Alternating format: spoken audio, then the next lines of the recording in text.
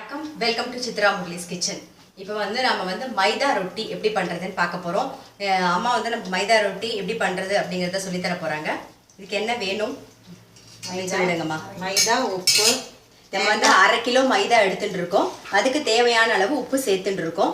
தேங்காய்லாம் நீங்கள் அளவுக்கு எவ்வளோ வேணுமோ அவ்வளோ போட்டுக்கலாம். தேங்காய் எவ்வளோ போடுறோமோ அவ்வளோ டேஸ்ட்டாக இருக்கும் இல்லையா? அவ்வளோதான். ஓகே, இப்போ தேங்காய் போட்டுட்டு இருக்கோம். உப்புக்கு நீங்கள் மாவு தண்ணி வந்து நல்லா கொதிக்கிற தண்ணியை விட்டு பிசைஞ்சிக்கணும் இல்லையாமா? ஆமாம், நல்ல தலைப்பெல்லாம் தண்ணி கொதிக்கணும். எப்படி சொல்றீங்க? பபிள்ஸ் வர்றது அளவு நல்லா கொதிக்கணும். பாருங்க, நல்லா கொதிக்கிற தண்ணி இங்கே பக்கத்தில் வச்சுட்டு இருக்காங்க. இப்போ இதை விட்டு தான் பிசைய போகிறோம். நீங்கள் அந்த இடிக்கி இருந்தால் கொடுங்க, நான் அவனை விட்றேன்.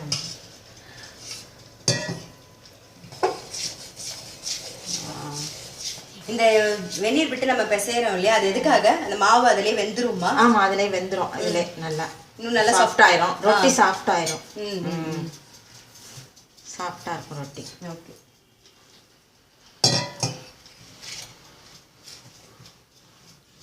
நம்ம இடியாப்பத்துக்குலாம் இப்படி தான் இப்போ செய்வோம். அந்த மாதிரி நான் இந்த பக்கம் விட்றேன். சுடுது.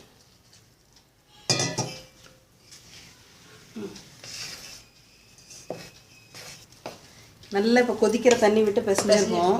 கொஞ்சம் ஆறணுன்னா கொஞ்சம் கையில் பிசைகிற அளவுக்கு சூடு வரணும்னா நல்லா பிசைஞ்சிடணும்.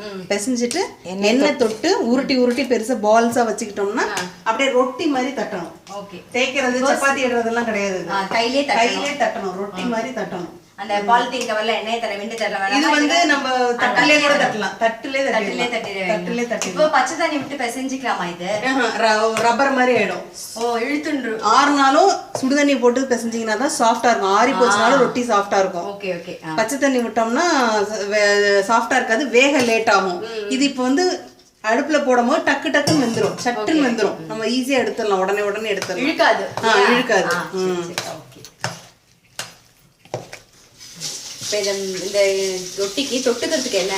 இதுக்கு வந்து ஆக்சுவலா வந்து சம்பல்னு ஒண்ணு பண்ணுவோம். இதுக்கு அதுதான் தொட்டு சாப்பிடலாம். நல்லா காம்பினேஷன் நல்லா இருக்கும். அந்த சம்பல் வந்து நம்ம சப்பாத்திக்கெல்லாம் கூட தொட்டுக்கலாம். சின்ன பசங்களுக்கு சம்பல் பிடிக்காது அப்படின்னா இதுக்கு வந்து சின்ன பிள்ளைங்களுக்கு நாங்க கொடுக்கறது வந்து நம்ம இட்லி பொடி இருக்கு இல்லையா, இட்லி பொடியில சக்கரை போட்டு நெய் போட்டு அதை மிக்ஸ் பண்ணி அதை தொட்டு சாப்பிட்டாலும் இதுக்கு நல்லா இருக்கும். நல்லா இருக்கும். அந்த சம்பளம் எப்படி பண்றது சொல்லிடுங்க. ஆறிட்டா இது இல்ல, இந்த கையால என்ன பண்ணணும், கொஞ்சம் ஆறணும்னா பிசைய முடியும். நல்லா சேர்ந்து பிசைஞ்சு சப்பாத்தி மாவு மாதிரி பிசைஞ்சுக்கணும். இப்போ கொஞ்சம் எண்ணெய் விட்டுட்டு பிசைஞ்சிக்கலாம் இல்லையா? சூடு ஆறி இருக்கு லைட்டா இல்லையா? ஆமா, கொஞ்சம் சூடு ஆறி இருக்கு. நம்ம கொஞ்சம் எண்ணெய் விட்டுட்டு பிசைஞ்சிக்கலாம். இதை மாவு நல்லா பிசைஞ்சிக்கலாம்.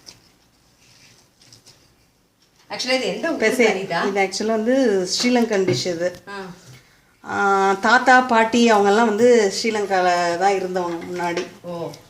ஆனால் அந்த இதுக்கு முன்னாடி வந்துட்டாங்க அவங்க. அந்த 84, 83 அந்த இதுக்கு முன்னாடி வந்துட்டாங்க அவங்கெல்லாம். தாத்தாவெல்லாம் இங்கே தான், கொள்ளு தாத்தாலாம் இருந்தவங்க அங்கே. கொள்ளு தாத்தா காலத்துல இங்கெல்லாம் இங்கே வந்து பாட்டி அம்மாவுக்கு ஆமாம். எங்கள் அப்பாலாம் வந்து ஸ்கூலிங் வரைக்கும் மிடில் ஸ்கூல் ஏதாவது 8th வரைக்கும் படித்தது எல்லாமே அப்பாலாம். அதுக்கப்புறம் வந்து ஹை ஸ்கூலும் காலேஜ் எல்லாம் தான் நம்ம இங்கே வந்து பண்ணாங்க. இல்லை, ஸ்கூலிங்ஸ்லாம் தஞ்சாவூரில் பண்ணாங்க. காலேஜ் வந்து காரைக்குடி அழகப்பா காலேஜில் பண்ணாங்க அப்பாலாம். எல்லாருமே அப்படிதான் சொந்தக்காரவங்க. அதாவது கசின், அம்மாவோட கசின் பிரதர்ஸ், அப்பாவோட கசின் பிரதர்ஸ், சிஸ்டர்ஸ் எல்லாருமே அந்த ஸ்கூலிங் வரைக்கும் மிடில் எலிமெண்ட்ரி வரைக்கும் அங்கே படிச்சிருப்பாங்க. அதுக்கப்புறம் இங்கே வந்துருவாங்க. இங்கே தான் தாத்தா பாட்டிலாம் இருக்காங்க, அதனால இங்கே கொண்டாந்து விட்டுருவாங்க. அவங்க எல்லாம் இவங்க வளர்த்துப்பாங்க, அங்கே இங்கே வச்சு ஸ்கூலுக்கு அனுப்பி வளர்த்துப்பாங்க. எஜுகேஷன் வந்து எல்லாரும் இங்கே பண்ணினதுனால வந்துடுது போல இருக்கு. இப்போ சேர்ந்து வருது, சேர்ந்து வந்துடுது பாருங்க, நல்லா சேர்ந்து வந்துடுது. இதே இட்டும் காமிச்சிடுங்க தட்டி. நீங்க தட்டிலே தட்டிடுவீங்க இல்லையா? அந்த பேப்பர் இல்லமா, அதுல தட்டலாமா? ஓகே. நம்ம அதிர்ஷ்டம் படிக்கலாம். பேப்பர்ல சேர்ந்து வந்துச்சப்பா. இந்த பாருங்க, உங்களுக்கு சேருமா பாருங்க. இப்போ தோசை கல் வந்து காய வச்சுட்டு இருக்கோம். இப்போ பாருங்க, அம்மா தட்டிலே வந்து எண்ணெயை தர வேண்டு நீட்டா ஒரு உருண்டை எடுத்து தட்டிட்டாங்க பாருங்க. ரொம்ப ஒரு பள்ளம் போட்டா உள்ளுக்குள்ள எல்லாம் வெந்துரும். ரொம்ப திக்கா வேணுமா இல்ல மெல்லிசா இருக்கணுமா? ரொம்ப திக்குன்னு இல்லாம ரொம்ப மெல்லிசும் இல்லாம மீடியமா. ஓகே. இது பாருங்க.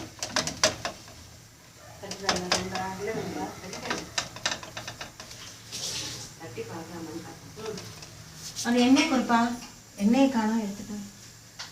கிண்ணத்துல வேணுமாமா? அதுதான் கேட்டேன். கிண்ணம் எங்க வச்சிருக்கேன் அந்த கிண்ணம்?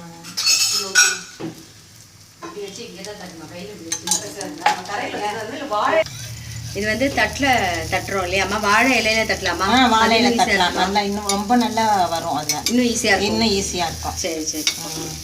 வாழை இலை இல்லைன்னா இந்த பாலித்தீன் கவர் கூட எண்ணெயை தடவிட்டு தட்டலாம் இல்லையா?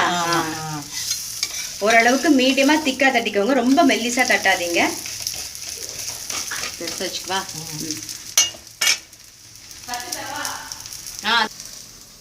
ஆக்சுவலாக வந்து போட்டதுக்கப்புறம் அங்கங்கே ப்ரௌனாக வந்திருக்கு பாருங்கள். இது சப்பாத்தி மாதிரி இல்லையா? வெந்த மாவு அப்படிங்கிறதுனால நம்ம வெந்நீர் விட்டு தானே பிசைஞ்சோம் இது, அதனால வந்து சீக்கிரமாகவே வெந்துடும். இங்கே பாருங்கள், இப்போ வெந்துட்டு இருக்கு இந்த பக்கம் இல்லையாம்மா? இன்னும் கொஞ்சம் வேகணும். கொஞ்சம் இருந்தால் போதும். இந்த கொஞ்சம் வெயிட் பண்ணுவோம் நம்ம இது வேக வரைக்கும். இப்போ வெந்துடுது இல்லைம்மா? எடுத்துடலாம். பாருங்கள், நல்லா வெந்துடுது. இப்போ இதுக்கு தொட்டுக்கிறதுக்கு சம்பல் சம்பல் எப்படி பண்றது அப்படிங்கறத வந்து அனிதா நமக்கு பண்ணி காமிக்க போறாங்க. வாங்க பார்க்கலாம்.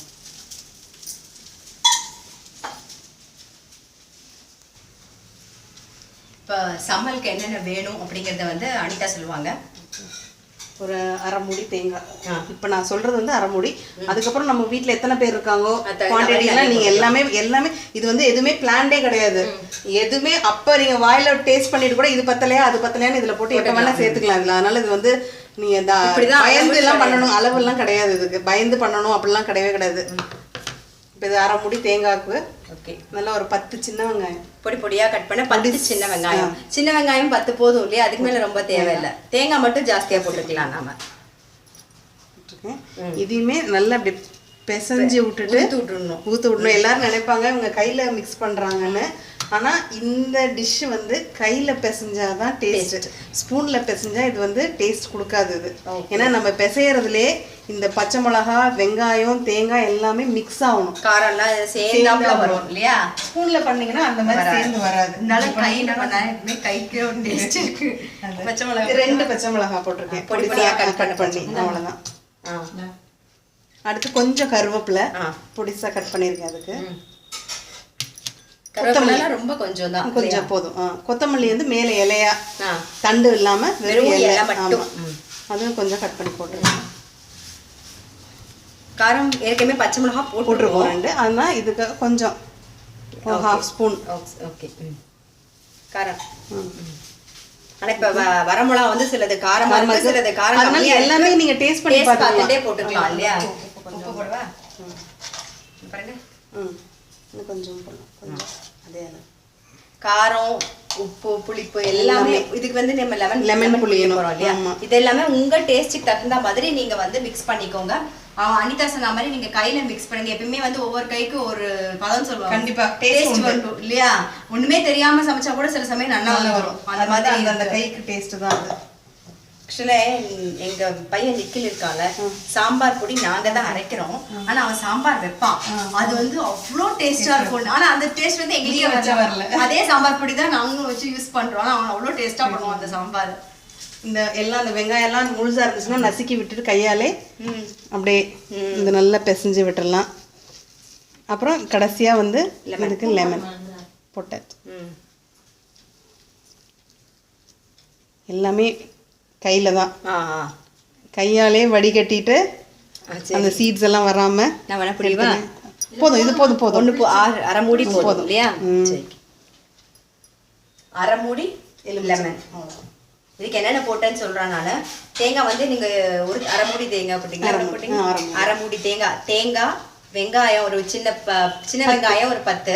சின்ன வெங்காயம் தான் நல்லா. சின்ன வெங்காயம் தான் டேஸ்ட். இல்லைன்னா பெரிய வெங்காயம் போட்டுக்கலாம். சின்ன வெங்காயம் தான் டேஸ்ட். அப்படி நீங்க உங்க வீட்டுல இல்லைன்னா பெரிய வெங்காயம் வந்து ரொம்ப பொடி பொடியா கட் பண்ணி போட்டுக்கோங்க.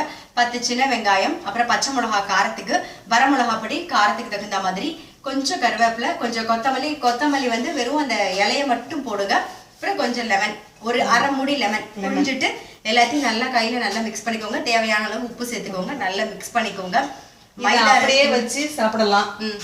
இல்லை சிலருக்கு வந்து இப்போ எனக்கு பச்சையாக வேண்டாம், வெங்காயம் பச்சை வாசம் அடிக்கும், எனக்கு வேண்டாம் அப்படின்னாங்கன்னா கடாயில் ஒரே ஒரு ஸ்பூன் நெய் விட்டுட்டு 2 கடுகு, பேருக்கு கடுகு போட்டு ஒரு 1/2 ஸ்பூன் உளுத்தம்பருப்பு போட்டு அது நல்லா வருந்தோம், நல்லா ப்ரௌனாக ஒரு கோல்டன் ப்ரௌன் வரும் இல்லையா, அப்போ இந்த பிசைஞ்சு வச்சிருக்கதை போட்டு ஒரு பெரட்டிக்கலாம். அப்படின்னா அந்த வெங்காயம் வந்து பச்சை வாசம் போயிடும், கொஞ்ச நேரம் போய் எடுத்துக்கலாம். ஸ்டோர் பண்ணணும், இப்போ நான் காலையில செஞ்சு எனக்கு ராத்திரி வரைக்கும் ஸ்டோர் பண்ணணும்னா நம்ம வதக்கிடணும்.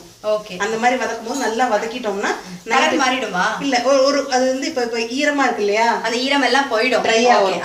ட்ரையா தேங்காய் பொடி வரும்ல, அந்த மாதிரி வரும், லேசா வரும். அந்த மாதிரி வந்ததுன்னா அப்படி எடுத்து ஸ்டோர் பண்ணிக்கலாம். எலுமிச்சம்பழம் இல்ல அப்படின்னீங்கன்னா ஒரே ஒரு பீஸ் புளி அதையும் கரைச்சி வேணும்னா புளி ஊத்திக்கலாம், எலுமிச்சம்பழத்துக்கு பதில். ஓகே, எலுமிச்சம்பழம் இல்லைன்னா கொஞ்சமா ஒரு ஸ்பூன் புளி தண்ணி, ஓகே அது வேணா வச்சுக்கலாம். ஒரு ஸ்பூன் இல்லைன்னா 1/2 ஸ்பூன் கூட போதும். அந்த புளி தண்ணி வச்சு அப்படியும் பண்ணிக்கலாம். நீங்க ஸ்டோர் பண்ணிக்கணும்னு அப்படி நினைச்சீங்கன்னா அனிதா சொன்ன மாதிரி கடாயில வந்து கொஞ்சமா ஒரு ஸ்பூன் நெய் சொன்னீங்க இல்லையா, ஒரு ஸ்பூன் நெய் விட்டு கடுகு உளுத்தம்பருப்பு தாளிச்சிட்டு இதையும் போட்டு ஒரு பெரட்டை பெட்டும் போது உங்களுக்கு தனித்தனியா வந்துரும். கொஞ்ச நேரம் வச்சிருந்தோம்னா அந்த சூட்ல உதிரா ஆயிடும். அந்த மாதிரி நீங்க ஸ்டோர் பண்ணி எடுத்து வச்சுக்கலாம். இந்த மைதா ரொட்டிக்கு இந்த சம்பல் தான் வந்து ரொம்ப டேஸ்டா இருக்கும். இதை நீங்க கண்டிப்பா உங்க வீட்டுல ட்ரை பண்ணி பாருங்க. அதுக்கு முன்னாடி நான் வந்து டேஸ்ட் பார்த்துறேன். கொஞ்சம் எடுத்து 1 ஸ்பூன் கொடுங்க அனிதா. இது வந்து பிரெட்டுக்குலாம் கூட தொட்டுக்கலாமா? பிரெட், சப்பாத்தி, தோசை, இடியாப்பம் கூட நல்லா இருக்கும்னு நினைக்கிறேன். ஆப்பம்க்கு நல்லா இருக்கும். இடியாப்பம் விட ஆப்பம்க்கு நல்லா இருக்கும். எதுவுமே டேஸ்ட் பார்க்க வேண்டாமா, எல்லாமே பர்ஃபெக்டா இருக்கு. அப்படியா? ஆமா, ரொம்ப டேஸ்டா இருக்கு. நல்லா இருக்கா? சரி, தேங்க்யூ. இது வந்து நீங்க வந்து இடியாப்பம், ஆப்பம், இந்த சம்பல் வந்து எல்லாத்துக்குமே தொட்டுக்கலாம். பிரெட்டுக்கும் ரொம்ப டேஸ்டா இருக்கும். கண்டிப்பா இதை நீங்க உங்க வீட்டுல ட்ரை பண்ணி பாருங்க. ட்ரை பண்ணி பார்த்துட்டு உங்க லைக்ஸும் கமெண்ட்ஸும் எங்களுக்கு போஸ்ட் பண்ணுங்க. எங்க சேனலை கண்டிப்பா சப்ஸ்கிரைப் பண்ணி வச்சுக்கோங்க. அனிதா கிட்ட இன்னும் நிறைய விஷயங்கள் இருக்கு. நான் வந்து அவங்கள கூடிய மட்டும் அவங்களை எப்பெல்லாம் மீட் பண்ண முடியுதோ அப்பெல்லாம் மீட் பண்ணி அவங்களுக்கு தெரிஞ்சதை நம்ம எல்லாரும் சேர்ந்தே கத்துக்கலாம். உங்க ஃப்ரெண்ட்ஸுக்கும் ஷேர் பண்ணுங்க. நான் இன்னொரு ரெசிபியோட உங்களை சந்திக்கிறேன். என்ன கரெக்டா இருக்கு அனிதா? சரியா இருக்குமா? ரொட்டி சாப்பிட்டாக்கா ரொம்ப நல்லா இருக்கு. அப்படியா? நல்லா இருக்கு.